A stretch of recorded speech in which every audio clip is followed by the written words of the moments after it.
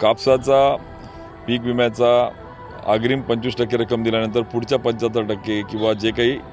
पीक कापणी प्रात्यक्षिकानंतर नुकसान भरपाई मिळाली पाहिजे त्या संदर्भात काय कार्यवाही केली,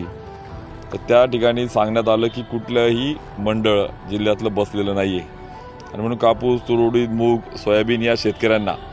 उंबरठा उत्पन्नाच्या अनुषंगाने जे नुकसान त्या ठिकाणी शेतकऱ्यांचं झालेलं असताना मिळत नाही या बाबीवर त्या ठिकाणी लक्षामध्ये आली। ही बाब गंभीर आहे,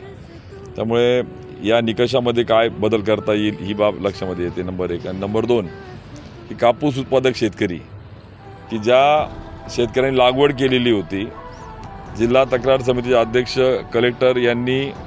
त्या सगळ्या शेतकऱ्यांची जवळजवळ 7,000 शेतकऱ्यांचा प्रस्ताव देखील पाठवला होता राज्याला, परंतु राज्याच्या समितीकडून शेतकऱ्यांचा प्रीमियमच कंपनीकडनं घेण्याच्या सूचना देण्यात आल्या होत्या। आम्ही यांना परत विनंती केली की आपण पाठवा, ते क्लेम परत जिवंत करा आणि त्या